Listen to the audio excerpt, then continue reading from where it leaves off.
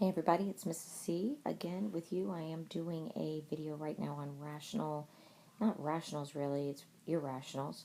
And we're going to be approximating and also working with irrationals, operations with irrationals. So let's just get right to it. I'm going to give you some irrationals and ask you to approximate their values. So let me give you the square root of 15. Let me give you 3 root 20. I'm going to give you, let's say, what to do? How about 1/2 the square root of 90? Let's go with these 3 different types of radicals. Let's first start with the square root of 15. Now, the square root of 15 is best approximated between 2 integers. So you try to think to yourself, well, what 2 integers is it between? And then you pick the one it's closest to. So I've got the square root of 15. Well, I'm thinking of the square root of 16. That would be on this side because 16 is bigger. And what comes right before the square root of 15? I can't get my pen to work. There it is, the square root of 9, I believe. So I don't think there's anybody else between them, but I can do it pretty easily by saying, what is the square root of 9? That's 3. And what is the square root of 16? It's 4. And you can see how these two numbers, 3 and 4, are consecutive. And 15 falls between and would fit right in there. That means that the square root of 15 would fall somewhere in here. Now, the value of the square root of 15 is going to be closer to either 4 or 3, and it's going to be closer to it based on which one is 15 closer to. Is 15 closer to 16 or is 15 closer to 9?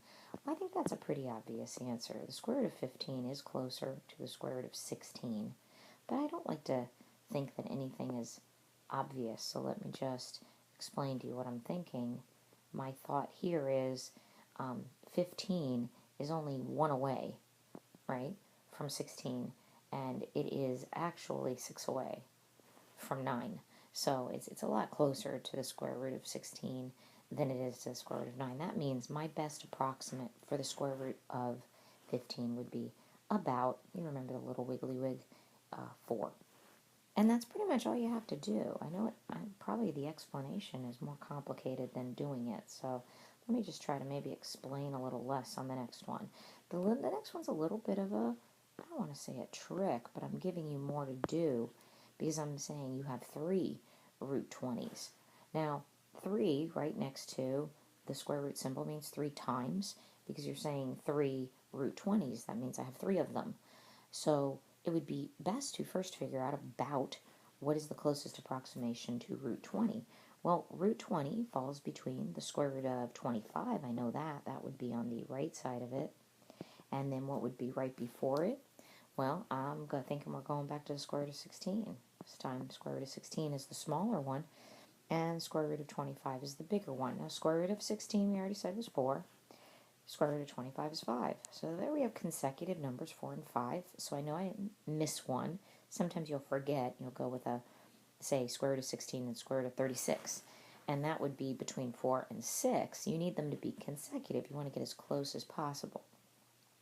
So who exactly is 20 closer to? Is it closer to 16 or is it closer to 25? Well, you might have to do the math a little bit to figure it out. It's 5 away from 25. It's only 4 away from 16. That's really, really close. But it is closer to 4 than it is to 5. And so if I have 3 of them, it would be 3 times my approximation of the square root of 20, which is 4. And that answer would be 12. So it would be about 12. All right, my last one, 1/2 the square root of 90. Let me erase some of this just so I'm not looking at it. It's kind of in the way, sorry. 1/2 the square root of 90. I'm going to bring you front and center because I know you guys hate fractions. 1/2 the square root of 90. All right, let's forget the 1/2 right now. Just go with the square root of 90. Let's approximate the square root of 90. Square root of 100 comes to mind. That's pretty close to 90. I don't want to go any higher. I got to go back. Sometimes if you can't think of the next root, just do this. Square root of 100 is 10. That means the answer to this one, if they have to be consecutive, is 9. So just do 9 times 9, 81. And that is kind of working a little bit backwards. All you need is one of them, and then you can just find the double of the next, or square the number of the next consecutive integer, and there you have it. I've got the square root of 81, which is 9, the square root of 100, which is 10. Which one is 90 closer to? Is 90 closer to 100? That's 10 away. Or is 90 closer to 81? My gosh, I keep getting them really close. That's 9 away. It's closer to this one by just a sconch, might I say. Now, I asked you not for the square root of 90, but for half of the square root of 90. So technically, if I approximate this as the square root of 90 is equal to 9, then I needed half of that. What is half of 9? Well, we can do that several ways. Let me change color because I'm all over the board here. One way we can do it is we can write 9. That's not much of a color change, is it? I was hoping for something more drastic. We could go with 9 over 2. That's half of 9. That's without doing the work. And honestly, guys, I prefer this one. You know I don't like decimals. But if you really felt like you needed to divide 9 by 2, it would be 4.5. And that would be okay. Because when we deal with radicals, we often deal with decimals. So I would be fine with the value of 4.5. And again, if I had asked you to graph that on a number line, 9 halves would have been tricky to graph, but 4.5, I think you know, falls between 4 and 5 on the number line. Let's do a couple more like this. Okay, let's try the square root of 86 plus 5 minus the square root of 10. Okay, here's a thing that you're going to be asked to do. Without a calculator, approximate the value of this expression. So let's just go to it. Let's approximate 86. Now, 86 is somewhere between the square root of 81, and that would be 9, and then again the square root of 100, and that would be 10. And so which one am I closer to? Well, 86 is definitely closer to the square root of 81. So I can absolutely approximate the square root of 86 very easily as being 9. Now, 5 needs no approximation, does it? 5 is 5. Thankfully, one thing I don't have to do. And then I'm supposed to minus the square root of 10. Well, what's the square root of 10? I don't know. I got to do it. The square root of 10 comes really close to the square root of 9. Can't imagine getting better than that. The other one would be the square root of 16, because the 2 would be 3 and 4. And I come really close to the square root of 9. I'm saying absolutely no hesitation. I would approximate that as 3. Now watch out, that negative right there. Don't forget that negative. It's minusing it. So we want it minus the 3. So put them all together. You've got a 9 plus a 5 minus a 3. You do your math any way you want. You can do the 9 and the 5, and you get 14. And then 14 minus 3 gives you 11, or you could do the 5 minus the 3, and then you get 2, and then 9 plus 2 is 11. However you want to roll on that, the answer is 11. Let's try another one. We've had all kinds of wackadoo ones. I've seen them look like this. How about one of these babies? Square root of 18. Look familiar? Yeah, I know it does. Plus 2. And then minus something like the square root of, how about 2? How about the square root of 2? Ooh, I like it. Let's do, gosh, I gotta be careful with this one. Let me do the square root of, trying to do the math in my head, but I can't do it. Oh, golly. Okay, let's do square root of, maybe I'll get lucky, 7. Whew. All right, it's hard. I think it's harder to make these up than it is to actually do them. Let's see how this one comes out. I'm curious. Square root of 18 is best approximated. It's closest to the square root of 16. And so that's going to be a 4. Now, we have a 2 already. Square root of 2. Okay, now the square root of 2 falls between, and let me come over here so you can see it. It falls between the square root of 1 and the square root of 4. Those roots would be, square root of 1 is 1, square root of 4 is 2. It falls between 1 and 2. Who's it closer to? It's closer to 1. So I'm going to approximate this value as a 1. Now let's do the square root of 7 real quick. Square root of 7 is, anybody? While I'm erasing, help me out. Square root, changing color. One more second, I'll be with you. Square root of 7 falls between, I believe, the square root of 4 and the square root of 9. Let's see, square root of 4 is 2, square root of 9 is 3. Yeah, which one is it closer to? 7, 8, 9, 4, 5, 6, 7. Oh, it's closer to 3. That's not a good number to have in the denominator. Thinking. Let's see how this plays out. All right, I'm going to erase down here so I have a little bit more room.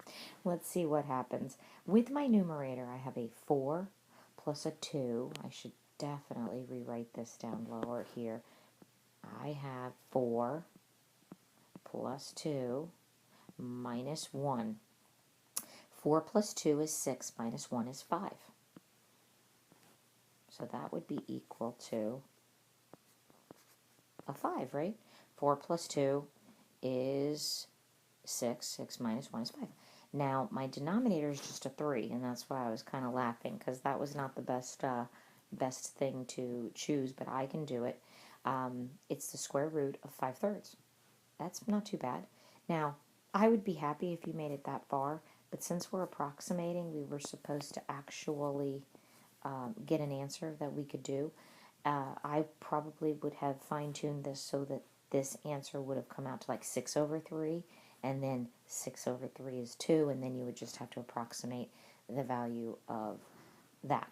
But since this is what I have, I'm going to show you how to push through a fraction on the inside, and who knows with Park that they wouldn't just ask us to do this. So when you're faced with a radical that looks like this and you have to simplify it, the square root of 5/3, you just want to approximate 5/3 first so you know what kind of a number you're talking about. So 5/3, what is that without a calculator? 3 goes into 5 one whole time. With how many left over? 2/3. Okay. So this is a 1 and 2/3. That's what 5/3 is equal to. 1 and 2/3 is 1.6, or 2/3 is more than half.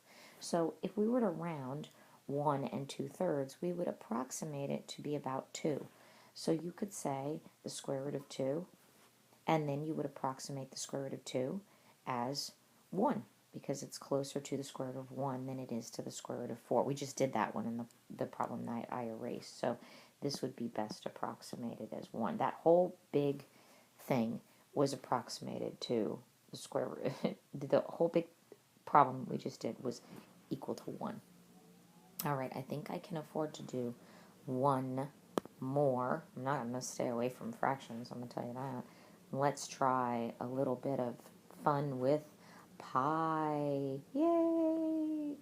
Pi to the 4th power minus the square root of 54 plus 2 root,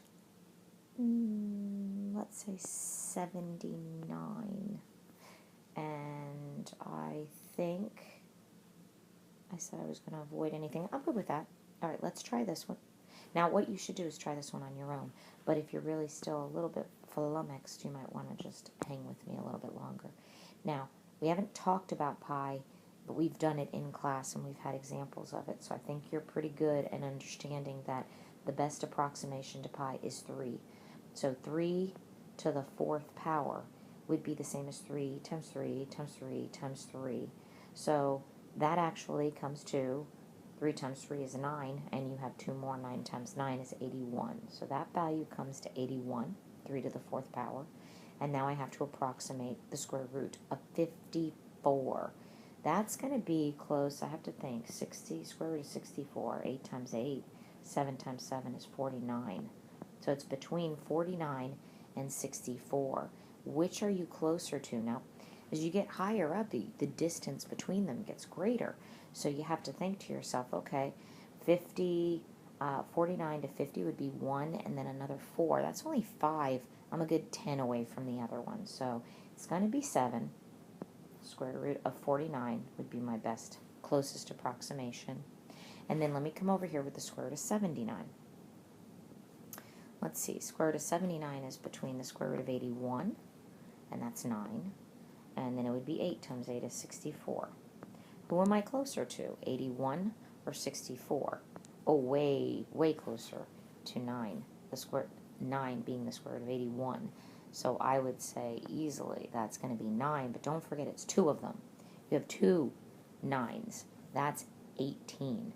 So when we do the math down here, make sure you don't just write a 9. That would be a big bad oops. So let me go ahead, and this is our last one. We would have a 3 to the 4th, which was 81, minus 7, and it was plus 9, and 9 is 18. All right, so we put the numbers together and see where they fall. Let me see. Well, a negative 7 and an 18, that would be 11. And then if I have this, I'll show you what I'm doing. This and this is 11. And then 11 and 81 is going to be 92. If I could write 92. Double checking. Yes. Yes, feeling confident. Now, if you're home and you want, you can check this with a calculator, and you're going to see that your approximation 92 is really close to the actual answer, and you'll have an irrational number because you're dealing with irrationals. It's going to happen. You can't avoid it.